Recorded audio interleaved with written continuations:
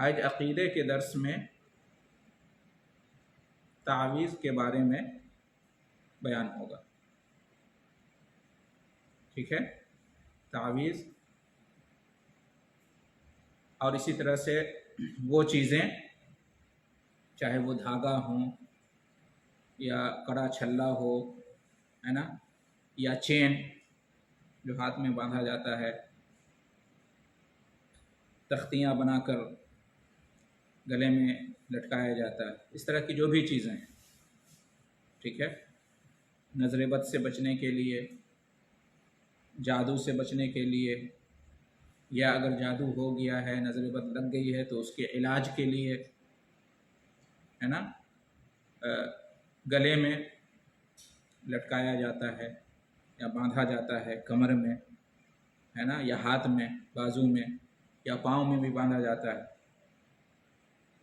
یا دکان اور مکان میں خیر و برکت کے لیے لٹکایا جاتا ہے نا، تعویذ بنا کر، یا گاڑیوں میں بہت سارے لوگ لٹکاتے ہیں تعویذ بنا کر تاکہ کوئی حادثہ نہ ہو۔ تو اس طرح کی جتنی بھی چیزیں ہیں یہ سب تعویذ میں آتا ہے۔ تعویذ، گنڈا، ٹوٹکا، منتر، ان چیزوں کا کیا حکم ہے، آج اس کے بارے میں ہم پڑھیں گے، ٹھیک ہے؟ موضوع سمجھ میں آ گیا؟ جی ہاں۔ تو اس سلسلے میں پہلے حدیث سنیے۔ حضرت عقبہ بن عامر الجہنی رضی اللہ تعالیٰ عنہ سے روایت ہے کہ نبی کریم صلی اللہ علیہ وسلم کے پاس ایک وفد آیا، ایک جماعت آئی جس میں 10 افراد تھے۔ تو آپ صلی اللہ علیہ وسلم نے ان میں سے 9 لوگوں سے بیعت کیا 9 لوگوں سے، اور ایک آدمی سے آپ نے بیعت نہیں لی۔ تو پوچھا گیا کہ کیا بات ہے، 9 افراد سے آپ نے بیعت لی اور ایک سے آپ نے بیعت نہیں لی؟ تو آپ صلی اللہ علیہ وسلم نے فرمایا کہ علیہ تمیمہ، علیہ تمیمہ، اس کے پاس تعویذ ہے، اس کے اوپر تعویذ ہے، تعویذ رہی ہوگی ان کے بدن پہ کہیں پہ، ان کے ہاتھ میں کہیں پہ۔ جو جب یہ سنا اس آدمی نے تو اس نے کیا کیا، تعویذ اتار دیا، ٹھیک ہے؟ اس کے بعد آپ صلی اللہ علیہ وسلم نے فرمایا من تعلق تمیمۃ فقد اشرک، جس نے تعویذ لٹکائی تو اس نے شرک کیا، ٹھیک ہے؟ یہ مسند احمد کی روایت ہے اور شیخ البانی نے اس کو صحیح قرار دیا۔ تو اس حدیث سے کیا معلوم ہوا؟ اس حدیث سے ایک تو یہ معلوم ہوا کہ تعویذ پہننا یا تعویذ لٹکانا یا تعویذ باندھنا یہ جاہلی عمل ہے۔ زمانے جاہلیت میں، اسلام سے پہلے کا جو زمانہ ہے، اس میں عرب کے لوگ، مشرکین لوگ تعویذیں لٹکایا کرتے تھے، باندھا کرتے تھے، ٹھیک ہے، پہنا کرتے تھے۔ انسان کو بھی، بچوں کو پہناتے تھے، اور بڑے بوڑھے، مرد عورت سب کے ساتھ یہ معاملہ ہوتا تھا۔ جانوروں کو بھی، اونٹ وغیرہ کو بھی تعویذ پہناتے تھے۔ تو یہ زمانے جاہلیت کا عمل ہے، جاہلی عمل ہے۔ ایک بات تو یہ معلوم ہوئی،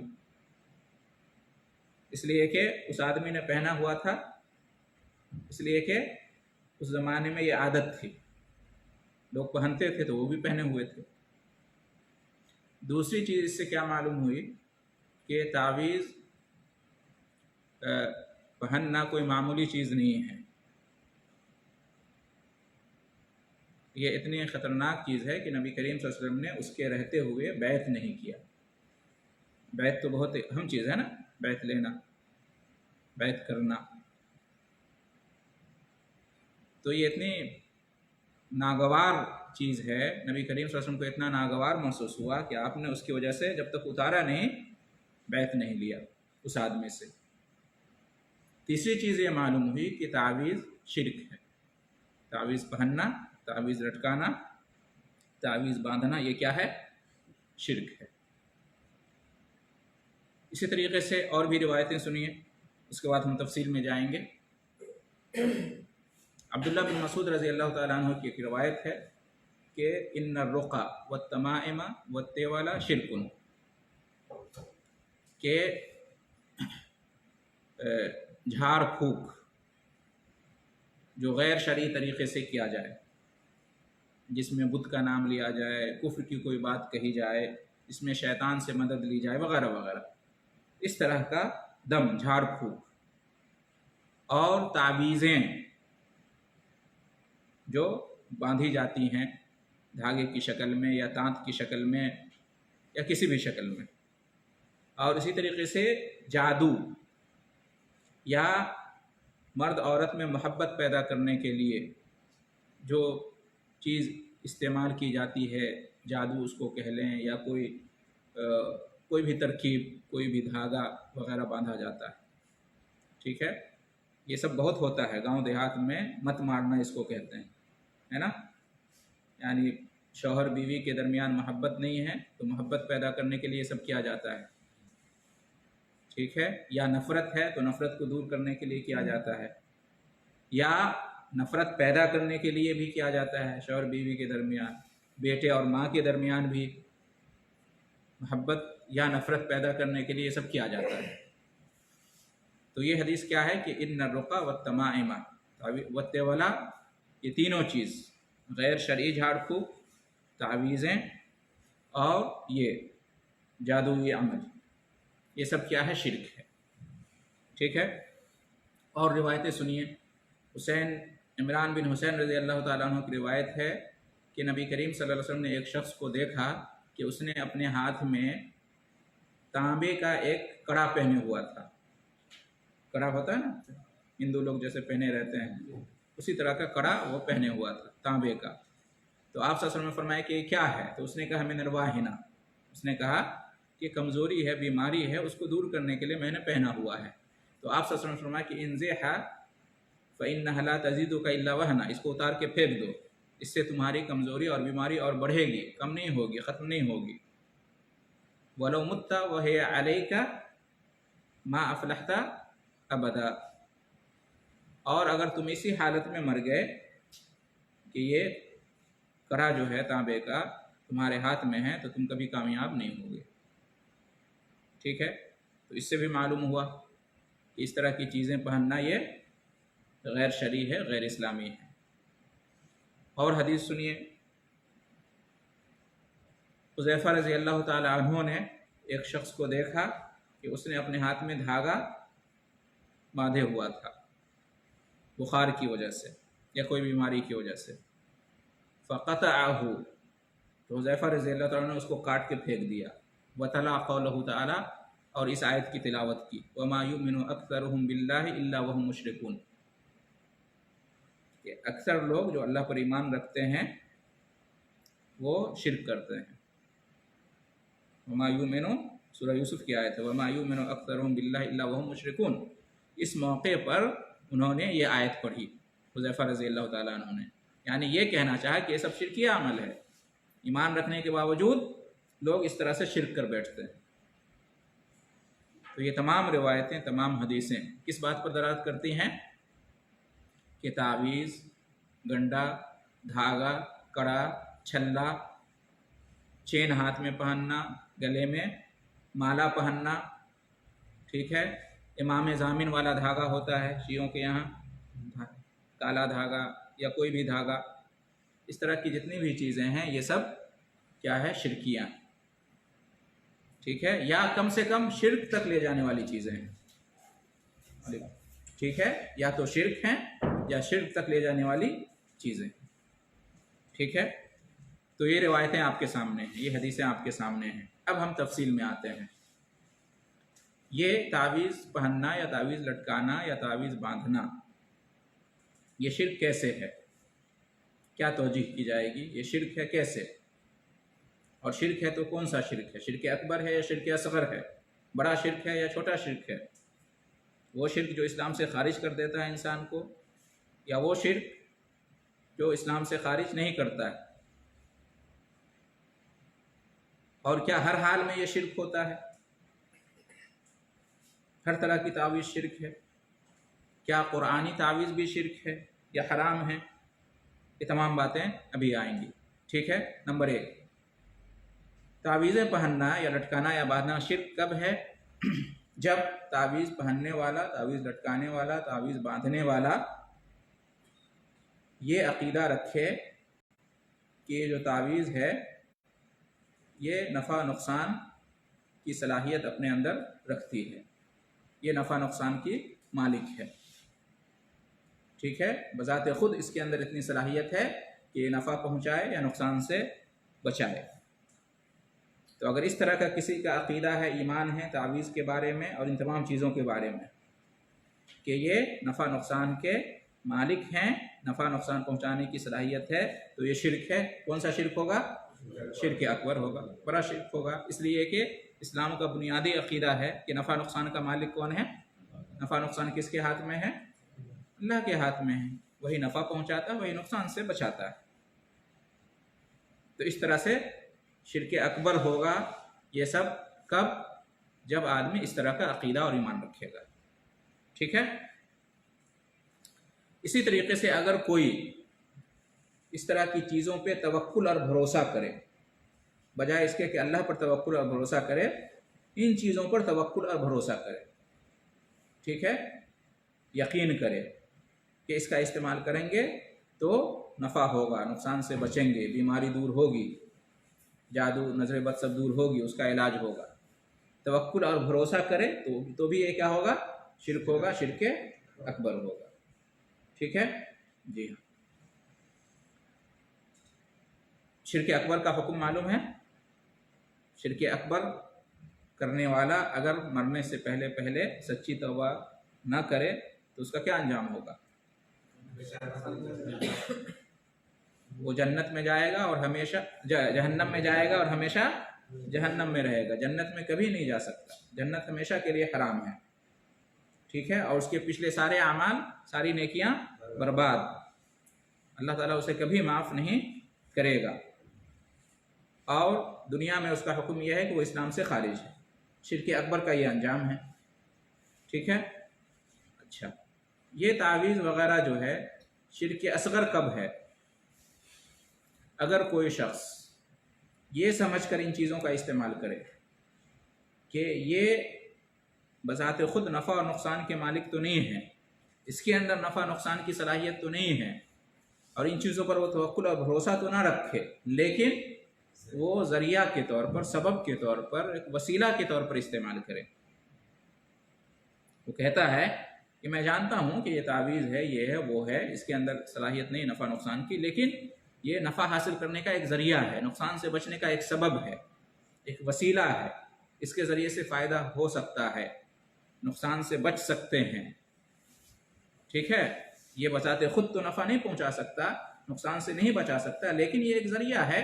جیسے کہ دوائیں ذریعہ ہوتی ہیں، ہے کہ نہیں؟ ہم بیمار پڑتے ہیں تو ہاسپٹل جاتے ہیں، ڈاکٹر سے ملتے ہیں، ہے نا، وہ ہمیں تجویز دیتے ہیں، مشورہ دیتے ہیں، ہمارے لیے دوا علاج تجویز کرتے ہیں، ہم ان چیزوں کا استعمال کرتے ہیں. تو ہمارا عقیدہ کیا ہوتا ہے کہ شفا دینے والا اللہ ہے، نفع نقصان کا مالک اللہ ہے، لیکن یہ کیا ہے؟ ایک ذریعہ ہے، ایک سبب ہے. تو اسی طرح سے یہ بھی ایک ذریعہ اور سبب ہے. کوئی یہ بول کے اس کا استعمال کرے تعویذ کا، تو ایسی صورت میں یہ کیا ہے؟ شرک اصغر. یہ شرک اصغر ہے. یہ بھی شرک ہے لیکن شرک اصغر ہے، چھوٹا شرک ہے، بڑا شرک نہیں ہے. ٹھیک ہے. کیوں ہے یہ شرک اصغر؟ اس لیے کہ اس نے ایسی چیز کو سبب بنایا، ایسی چیز کو ذریعہ سمجھا جسے اللہ تعالیٰ نے ذریعہ اور سبب نہیں بنایا. ٹھیک ہے. اللہ تعالیٰ نے یا نبی کریم صلی اللہ علیہ وسلم نے ان چیزوں کو شفا یابی کا، صحت یابی کا، نفع و نقصان کا ذریعہ اور سبب نہیں بنایا ہے، لہذا یہ ذریعہ اور سبب نہیں ہوگا. شرعی اعتبار سے یہ سبب نہیں ہے، اور ویسے بھی ہم کہہ سکتے ہیں کہ دنیاوی اعتبار سے بھی، تجربات اور مشاہدات کے اعتبار سے بھی ہم نہیں کہہ سکتے کہ یہ واقعی ذریعہ اور سبب ہے. میڈیکل نے بھی ثابت نہیں کیا کہ ان چیزوں میں کوئی خاصیت ہوتی ہے فائدہ پہنچانے کی، ہے کہ نہیں؟ تجربات بھی بتاتے ہیں کہ بہت سارے لوگ پہنتے ہیں لیکن کوئی فائدہ نہیں ہوتا ہے. होता है कि नहीं।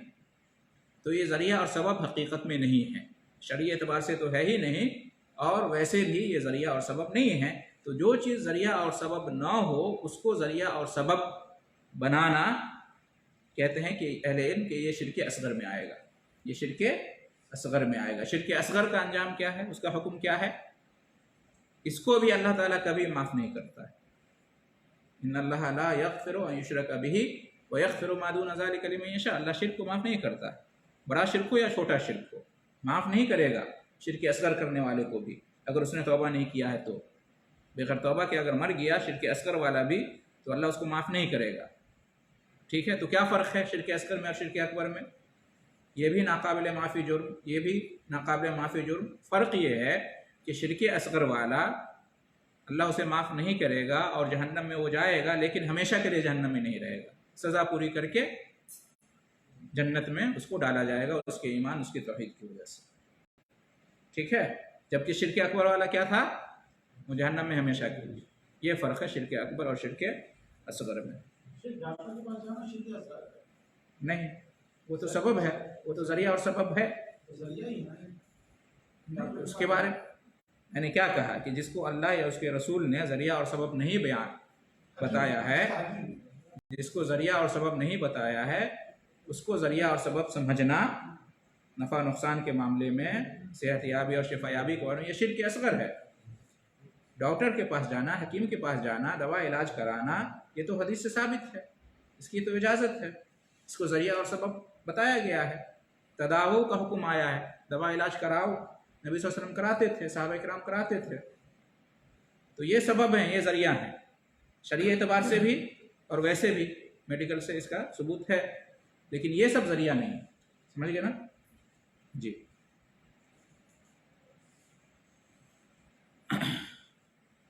अच्छा, उसके बाद और ये सब जो है ना, ये शिर्क इसलिए भी है, तावीज़ जो है ना शिर्क इसलिए भी है कि आप अक्सर व बेशतर तावीज़ को खोल के देखेंगे तो उसमें शिरकिया बातें लिखी रहती, उसमें शैतानों के नाम हैं, जिन्नात के नाम हैं, जादूगरों के नाम हैं, बुतों के नाम हैं, ठीक है, नबियों के नाम हैं, वलियों के नाम हैं। कुछ ऐसे हरूफ होते हैं जो पढ़े नहीं जा सकते, समझ से बाहर हैं, कुछ ऐसे नंबरात होते हैं जिसको हम समझ नहीं सकते हैं, है ना। तो इस तरह की मतलब गैर शरई चीज़ें उसके अंदर होती हैं।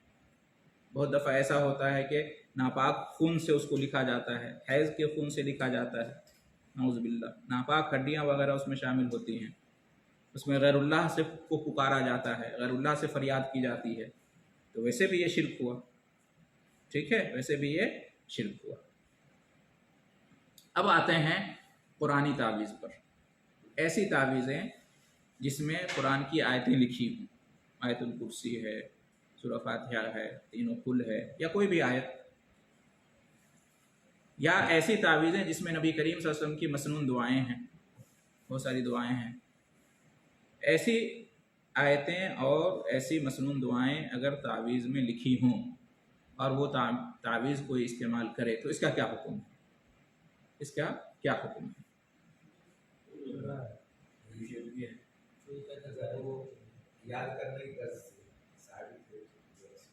याद करने की नहीं बात रही, जितना सवाल है उतना। गरज उसका क्या है? गरज है नफ़ा नुकसान। गरज क्या है? मकसद सेहतयाबी और शिफायाबी का हुसूल, बीमारी को दूर करना, नजरबद को दूर करना, जादू को दूर करना। और इसके बेहद भी तो सही बात और राजिह बात यही है कि ये भी हराम है। जी हाँ, और ये भी जायज़ नहीं है। ठीक है, जी हाँ, ये भी नापसंदीदा अमल है, मकरूह है, हराम है, नाजायज़ है। ठीक है, बहुत सारे लोग क्या कहते हैं कि ये अच्छा क्यों है, ये हराम नाजायज़? पहली बात, ये हराम नाजायज़ क्यों है? इसलिए कि नबी करीम सल्लल्लाहु अलैहि वसल्लम और सहाबाए किराम ने इस तरह की तावीज़ें इस्तेमाल नहीं की। कुरान उस ज़माने में भी था, कुरान की आयतें, दुआएं सब थी, लिखने का भी रिवाज था, तावीज़ बनाने का भी रिवाज था। उस वक्त भी लोग बीमार पड़ते थे, जादू, नजर बद, सारी चीज़ें, उस वक्त भी इन चीज़ों की ज़रूरत थी। बावजूद इसके नबी करीम सल्लल्लाहु अलैहि वसल्लम और सहाबा किराम ने ये इस्तेमाल नहीं किया। तो जब क्यों नहीं इस्तेमाल किया? इसलिए कि जानते थे कि ये सही नहीं है, दुरुस्त नहीं है। अगर ये सही होता, दुरुस्त होता तो इस्तेमाल करते। और जितनी भी रिवायतें आपके सामने तावीज़ के बारे में पढ़ी गई हैं, उसमें क्या है? आम बात है, मन तअल्लक़ तमीमतन फ़क़द अशरक, आम तावीज़ की बात, उसमें ख़ास नहीं किया गया है, फ़र्क नहीं किया गया है ये तावीज़ वो तावीज़, है कि नहीं? अगर हदीसों में, रिवायतों में ये आता कि हाँ अगर कुरानी तावीज़ें हैं या दुआओं की तावीज़ हैं तो चलेगा, तो हम कह सकते थे। लेकिन हदीसों और रिवायतों में ये सब नहीं आया, कोई फ़र्क नहीं किया गया है। ठीक है, तो ये तावीज़ें भी हराम हैं, नाजायज़ हैं। हाँ, हम शिरक नहीं कहेंगे, हम शिरक नहीं कहते हैं, ये शिरक नहीं है, इसलिए कि कुरान की आयतें हैं, नबी सल्लल्लाहु अलैहि वसल्लम की दुआएं हैं, शिरक नहीं है, लेकिन फिर भी ये हराम है। मन अमिला अमलन लैसा अलैहि अमरुना फहुव रद्द, है कि नहीं? बिदअत में तो ज़रूर आएगा, जिसने ऐसा अमल किया जिसके बारे में हमारी इजाज़त नहीं, तो वो क्या है? मरदूद है, नबी सल्लल्लाहु अलैहि वसल्लम का फरमान है। ठीक है। अच्छा, बाज़ लोग क्या कहते हैं कि इसमें हरज क्या है? कुरान तो शिफा है, कुरान तो रहमत है, नबी करीम सल्लल्लाहु अलैहि वसल्लम की दुआएं जो हैं वो भी, उसमें भी तासीर होती है, उसमें भी शिफा है। ठीक है, तो इस शिफा है और ये बात साबित है शरीयत से कि कुरान और दुआओं में शिफा है, तो फिर इसमें क्या हरज है? बाज़ लोग ये शुबह पेश करते हैं और इस गलतफहमी के शिकार हैं, इसमें कोई हरज की बात नहीं है। तो इसका जवाब क्या है? इसका जवाब ये है कि पहली बात तो ये है कि नबी करीम सल्लल्लाहु अलैहि वसल्लम और सहाबा किराम ने ये नहीं समझा, सरफ सालिहीन का ये फ़हम नहीं था, उनकी ये समझ नहीं थी, ये समझ आपकी है कि नहीं? कि इसमें क्या हरज है कि नहीं? ये आपकी अपनी समझ हुई ना, नबी और सहाबा की तो ये समझ नहीं थी। नबी सल्लल्लाहु अलैहि वसल्लम और सहाबा की ये समझ होती तो वो भी ये बोल के कि क्या हरज है, इसकी इजाज़त देते और इसका रिवाज होता। ठीक है। दूसरी बात ये है कि यकीनन कुरान के अंदर और दुआओं के अंदर शिफा है, बरकत है, रहमत है, तासीर है, लेकिन शिफा पाने के लिए, नफ़ा पाने के लिए, उसकी तासीर पाने के लिए तरीक़ा क्या है? उसका तरीक़ा क्या है? क्या यही तरीक़ा है उसका? हमें देखना होगा ना कि तरीक़ा क्या है। क्या नबी करीम सल्लल्लाहु अलैहि वसल्लम ने और सहाबा किराम ने इसी तरीक़े से कुरान की आयतों से और दुआओं से फ़ायदा उठाया, तो उसे लिखा, तावीज़ बनाया और बांधा या कहीं लटका दिया? क्या इस तरीक़े से उन्होंने कुरान से और दुआओं से फ़ायदा उठाया? नहीं, वो खुद पढ़ते थे अपने ऊपर या पढ़ के दूसरों पर दम करते थे, ये तरीक़ा साबित है। लेकिन ये साबित नहीं है कि उसकी तावीज़ बनाकर पहनाते थे या लटकाते थे या बांधते थे। तो जो तरीक़ा साबित है उसी तरीक़े पे हमें फ़ायदा उठाना चाहिए, तो इसमें कोई हरज की बात नहीं है। आपको तकलीफ़ है, परेशानी है तो पढ़ें और ख़ुद से अपने ऊपर दम करें, या किसी और को तकलीफ़ है, बीमारी है, कुछ भी है तो आप उसको दम कर सकते हैं, झाड़ फूँक कर सकते हैं पढ़ के, इसमें कोई हरज की बात नहीं, ये तरीक़ा सही है। लेकिन ये तरीक़ा सही नहीं है तावीज़ बनाकर लटकाना। तो जिसका जो तरीक़ा है उसी तरीक़े पर इस्तेमाल करेंगे तो फ़ायदा होगा। ठीक है, गैर तरीक़े पे इस्तेमाल करेंगे तो फ़ायदा नहीं होगा, और ये मतलब अक्ल के भी ख़िलाफ़ है। मिसाल के तौर पर दवा इलाज जो हम कराते हैं, डॉक्टर के पास जाते हैं, वो दवा तजवीज़ करते हैं, कुछ दवाएं खाने की होती हैं, कुछ दवाएं पीने की होती हैं, कुछ दवाएं इंजेक्शन की सूरत में होती हैं, कुछ दवाएं मुख्तलिफ़ और तरीक़े की होती हैं।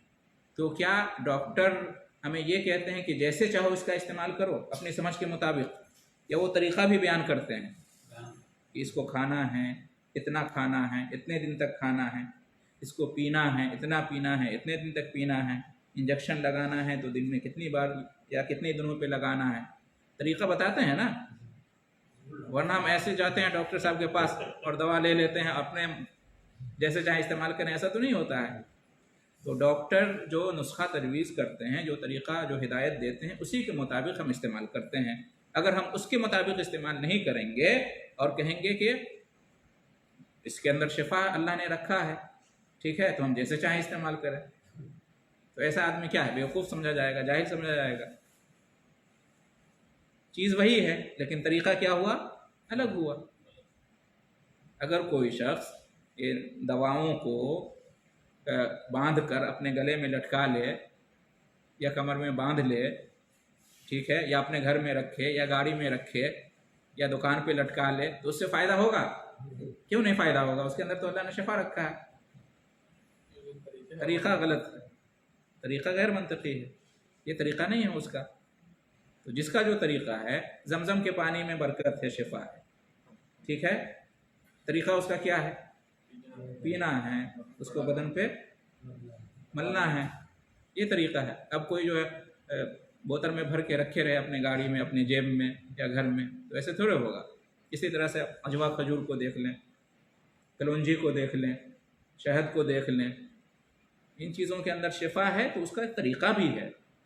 تو قرآن کی جو آیتیں ہیں اور جو نبی صلی اللہ علیہ وسلم کی دعائیں ہیں، اس کے اندر شفا ہے، لیکن اس کا طریقہ یہ ہے کہ اس کو پڑھا جائے، اس کی تلاوت کی جائے، ذکر و اذکار کیے جائیں، دعائیں کی جائیں، ٹھیک ہے، دم کیا جائے، جھاڑ پھونک کیا جائے، تو انشاءاللہ فائدہ۔ یہ مسنون طریقہ ہے، یہ غیر مسنون طریقہ ہے، ٹھیک ہے۔ تو ایک بات تو یہ ہوئی۔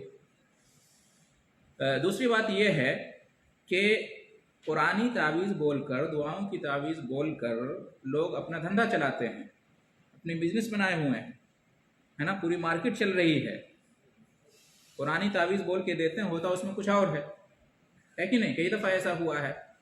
تو یہ ایک ذریعہ ہے، قرآنی تعویذ جو ہے نا ایک ذریعہ ہے غیر قرآنی تعویذ تک لے جانے کا، یہ ایک سبب ہے، اس کے نام پہ غیر قرآنی تعویذیں بھی بکتی ہیں۔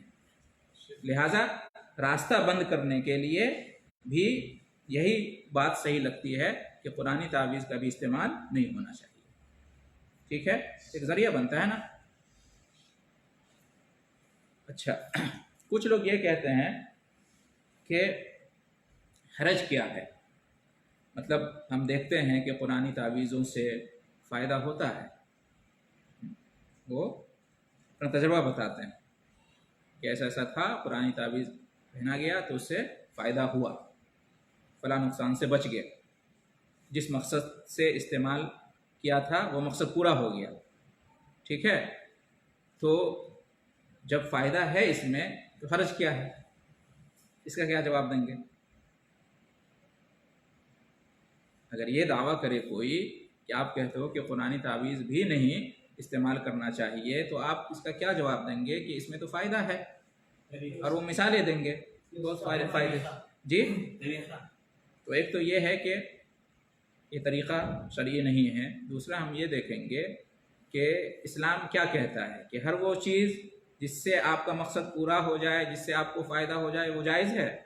کیا اسلام کا یہ قاعدہ ہے؟ اگر یہ قاعدہ ہم بنائیں گے کہ ہر وہ چیز جس میں فائدہ ہے، نفع ہے، جس سے مقصد پورا ہو جائے، تو بہت ساری حرام چیزوں کو ہمیں حلال سمجھنا پڑے گا۔ مثال کے طور پر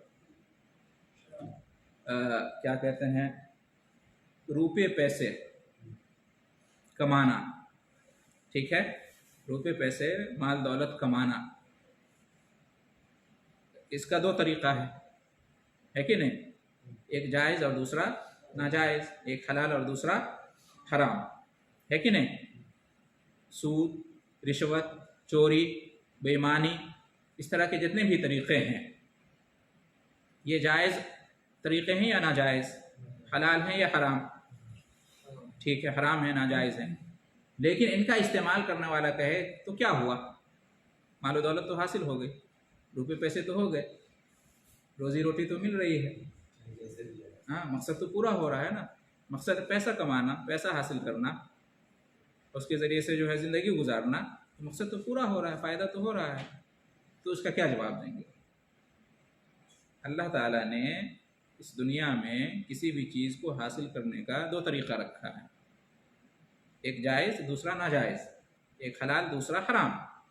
پیسے کمانے کے بھی دو طریقے ہیں، مومن وہ ہے جو حلال اور جائز طریقے اور راستے پر روزی روٹی کماتا ہے، ٹھیک ہے، وہ یہ نہیں دیکھتا کہ جو دوسرا طریقہ ہے اس میں فائدہ ہے نقصان ہے، وہ یہ دیکھتا ہے کہ دوسرا طریقہ اسلام نے حرام کہا ہے، اللہ نے حرام کہا ہے، بس، لہٰذا وہ نہیں جاتا اس طرف۔ مومن اسی کو کہتے ہیں نا، ایمان اسی کا مطلب ہے۔ ایمان یہ ہے کہ اللہ اس کے رسول کا جو حکم ہے، جو طریقہ بیان کیا، اس پہ چلنا ہے، یہ نہیں دیکھنا ہے کہ اس میں فائدہ ہے نقصان ہے کہ نہیں. اپنی انسان شہوت پوری کرتا ہے، خواہش پوری کرتا ہے، جنسی خواہش، اپنی جنسی خواہش کسی کو پوری کرنی ہے، کسی کو اولاد چاہیے، یہ ایک مقصد ہوا نا، ایک فائدہ ہوا. اس کو حاصل کرنے کا دو طریقہ ہے. جائز اور حلال طریقہ یہ ہے کہ آدمی نکاح کرے، شادی کرے، اپنی خواہش پوری کرے اور اولاد اللہ اسے عطا کرے گا. یہ جائز اور حلال طریقہ ہوا. ناجائز اور حرام کیا ہے؟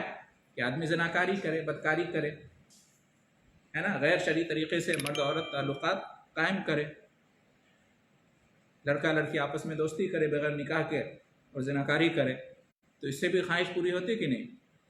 وہ بھی دعویٰ کرتا ہے کہ ارے سکون، بڑا سکون مل گیا ہے نہیں. حرامی بچے بھی پیدا ہوتے ہیں، یورپ میں، امریکہ میں دیکھیں بچے پیدا ہوتے ہیں کہ نہیں ہوتے ہیں. ایسے بھی لوگ باپ اور ماں بن رہے ہیں، بننے والے بن رہے ہیں کہ نہیں بن رہے. تو مقصد تو اس یہاں بھی پورا ہو رہا ہے، فائدہ تو یہاں بھی ہو رہا ہے. تو اس کا کیا جواب ہے؟ طریقہ غلط ہے، طریقہ حرام اور ناجائز ہے. یہ طریقہ ثابت نہیں ہے، اس کی اجازت اللہ اس کے رسول نے نہیں دی ہے. تو ہم یہ نہیں دیکھ رہے ہیں، فائدہ نقصان نہیں دیکھیں گے، اصل ہم یہ دیکھیں گے کہ یہ چیز ثابت ہے یا نہیں، یہ طریقہ ثابت ہے یا نہیں. ٹھیک ہے جی ہاں. اور دوسرا جواب ایک یہ بھی ہے کہ قرآنی تعویذ کے بارے میں آپ کہتے ہو کہ فائدہ ہے، لہٰذا کیا حرج ہے. جو غیر قرآنی تعویذ ہیں اس کے بارے میں بھی لوگ دعویٰ کرتے ہیں کہ فائدہ ہے، تو کیا آپ اس کو بھی جائز قرار دو گے؟ اس کو تو آپ بھی جائز نہیں کہتے ہو، جس میں شرک لکھا ہوا ہے، جس میں منتر ہے. اور پھر دیکھیں کہ ہندوؤں کے یہاں بھی یہ سسٹم ہے. ان کے ابھی تعویذیں دی جاتی ہیں، دھاگے دیے جاتے ہیں، کرے چھلے دیے جاتے ہیں باندھنے کے لیے. جاتے ہیں کہ نہیں آتے ہیں؟ ہندو لوگ کو جب اس طرح کا کوئی مسئلہ ہوتا ہے تو وہ اپنے پنڈتوں کے پاس جاتے ہیں، مندروں میں جاتے ہیں، اور وہ کچھ لکھ کے دیتے ہیں، کچھ باندھ کے دیتے ہیں، کچھ دیتے ہیں. ان لوگوں کا بھی دعویٰ ہوتا ہے کہ فائدہ ہے، مقصد پورا ہو جاتا ہے، مراد پوری ہو جاتی ہے. دعویٰ ہے کہ نہیں ہے؟ ان کا بھی ہے. اسی طرح سے کرسچنوں کو دیکھ لیں، وہ اپنے پادری کے پاس جاتے ہیں، فادر کے پاس جاتے ہیں، وہ بھی اپنے طریقے سے یہ سب کرتے ہیں. سکھ بھی اس طرح سے، ہر دین ہر مذہب میں اپنے اپنے طریقے پہ سب کرتے ہیں. تو کیا یہ لاجک چلے گی کہ فائدہ ہے، مقصد پورا ہو جاتا ہے، مراد پوری ہو جاتی ہے، تو حرج کیا ہے؟ نہیں نا، وہ غیر اسلامی ہو جائے گا. تو اسی طرح سے ہمیں یہاں پر سمجھنا ہے کہ جو چیز ثابت ہے، جو طریقہ ثابت ہے، ہم اس پر قناعت اختیار کریں گے، اسی کو اپنے لیے کافی سمجھیں گے. ٹھیک ہے. اور جو طریقہ ثابت نہیں، جو چیز ثابت نہیں، ہم اس سے دور رہیں گے. جو مسنون طریقہ ہے، جو جائز طریقہ ہے، اس کو اپنا کر اگر ہمیں مقصد پورا ہو گیا، فائدہ ہو گیا، تو الحمدللہ اللہ کا شکر ادا کریں گے. اور اگر باوجود اس کے فائدہ نہیں ہو رہا ہے، نفع حاصل نہیں ہو رہا ہے، مقصد پورا نہیں ہو رہا ہے، تو بھی ہم کیا کریں گے؟ کہیں گے کہ اللہ کی حکمت اسی میں ہے، اللہ کی مرضی یہی ہے، اللہ نے نہیں چاہا، نہیں ہوا، اللہ بہتر جانتا ہے وجہ کیا ہے، سبب کیا ہے. ہم صبر کریں گے اور اسی حال میں رہیں گے. ناجائز طریقہ ہم اختیار نہیں کریں گے. کیا نبیوں اور صحابہ کرام پہ آزمائش نہیں آئی کہ وہ بیمار نہیں پڑے؟ کیا انہیں ہمیشہ فوری طور پر جو ہے شفا مل گئی؟ ان کی ہر مشکل پریشانی دنیا میں دور ہو گئی؟ ایوب علیہ السلام کو دیکھ لیں، زندگی بھر بیمار رہے، آخر میں جا کے شفا ملی. کیا انہوں نے ناجائز طریقہ اختیار کیا؟ انہوں نے صبر کیا. نبی صلی اللہ علیہ وسلم بیمار پڑے اور اسی میں فوت ہو گئے. کیا نبی صلی اللہ علیہ وسلم نے ناجائز طریقہ اختیار کیا؟ اسی میں فوت ہو گئے، شفا نہیں ملی. تو ہمیں حکم یہ دیا گیا ہے کہ ہم صبر کریں. صبر کس دن کے لیے، کس وقت کے لیے؟ ایسے موقع پہ نا کہ جو جائز اور حلال طریقہ ہے اس کو اپنانے کے باوجود اگر اللہ کی مصلحت، اس کی حکمت، اس کی مرضی، مشیت یہی ہے کہ اپنے مقصد میں کامیاب نہیں ہے، تو ہم صبر کریں. صبر اسی کا نام ہے. ٹھیک ہے. ہم غلط طریقہ اختیار نہ کریں. ان اللہ مع الصابرین کس دن کے لیے ہے؟ صرف گھر میں لٹکانے کے لیے نہیں ہے. انما یوفی الصابرون اجرهم بغیر حساب کس دن کے لیے ہے؟ ٹھیک ہے. تو یہ ہونا چاہیے. اللہ کی مرضی ہے اور اللہ نے ایک نظام بنایا ہے دنیا میں. ٹھیک ہے. اللہ نے چاہا تو شفا ملے گی، اللہ نے نہیں چاہا تو شفا نہیں ملے گی. اللہ نے چاہا تو مقصد پورا ہوگا، اللہ نے نہیں چاہا تو مقصد پورا نہیں ہوگا. ہمارا کام بس کوشش کرنا ہے، محنت کرنا ہے، اسباب اختیار کرنا ہے، لیکن جائز طریقے سے، نہ کہ ناجائز طریقے سے. ٹھیک ہے. مسنون طریقے سے، نہ کہ غیر مسنون طریقے سے. شرعی طریقے سے، نہ کہ غیر شرعی طریقے سے. اور شرک و بدعت سے تو سب سے پہلے بچنا ہے. ٹھیک ہے. تو خلاصہ کیا ہوا؟ تعویذ गंडा, कड़ा, छल्ला, चेन, माला, धागा, इस तरह की जितनी भी चीज़ें हैं ये सब क्या हैं? ये हराम है इस्लाम में। इनमें से बाज़ शिरक हैं, शिरक अकबर, बाज़ जो है ना शिरक असगर, बाज़ शिरक का ज़रिया हैं, और बाज़ जो है ना अगर शिरक नहीं है तो हराम तो ज़रूर है, मकरूह तो ज़रूर है, नापसंदीदा तो ज़रूर है। लिहाजा इन चीज़ों से बचना चाहिए। इसी में हमारे लिए आफ़ियत है, इसी में हमारे लिए खैर है। ठीक है, इसलिए कि अहम चीज़ क्या है? ईमान बचाना है, अक़ीदा बचाना है, ये सबसे अहम है। और इन चीज़ों से ईमान और अक़ीदे का सौदा होता है। जो लोग ये धंधा किए हुए हैं ना, जो लोग इनकी बिज़नेस है, उन्होंने एक प्रोफेशन बना लिया है, इसको पेशा बना लिया है। हर चीज़ की उनके पास तावीज़ मिलेगी आपको। शौहर के लिए अलग तावीज़, बीवी के लिए अलग, है ना, बेटा के लिए अलग, बेटी के लिए, माँ के लिए अलग, बाप के लिए अलग, शादी के लिए, तलाक़ के लिए, बिज़नेस के लिए, नौकरी के लिए, यानी हर चीज़ के लिए तावीज़, छोटी बड़ी हर चीज़ के लिए अलग से तावीज़ है कि नहीं है? यानी ये लोगों के जहन में बिठा दिया गया कि बग़ैर तावीज़ के कोई काम नहीं बनने वाला। बाज़ दफ़ा ऐसा होता है कि डॉक्टरों के पास नहीं जाते हैं और जहालत की वजह से, बदअक़ीदगी की वजह से इन चक्करों में फंस जाते हैं और अपनी बीमारी को और बढ़ा लेते हैं। जहाँ ये सब तावीज़ें वगैरह नहीं हैं सऊदी अरब में, आ जाए उनका काम कैसे बनता है? सोचने की बात है। तो लोगों ने अपना धंधा बना लिया, उनका माली फ़ायदा है। जिस तरह से डॉक्टर फ़ीस लेते हैं वो भी फ़ीस लेते हैं कि नहीं लेते हैं? तो माली खसारा भी है। और सबसे बड़ा यह कि ईमान का सौदा होता है वहाँ पे। शिर्क और बिदअत का काम जाने या अनजाने में कराया जाता है। तो अल्लाह ताला से दुआ है कि हम तमाम को अक़ीदा तौहीद पर और मसनून तरीक़े पर कायम रखे और हर तरह के शिर्क व बिदअत से और गैर शरई चीज़ों के इस्तेमाल से अल्लाह ताला बचने की तौफ़ीक़ अता फ़रमाए। आमीन व आखिर दावाना अनिल हम्दुलिल्लाहि रब्बिल आलमीन व जज़ाकुमुल्लाहु खैरा।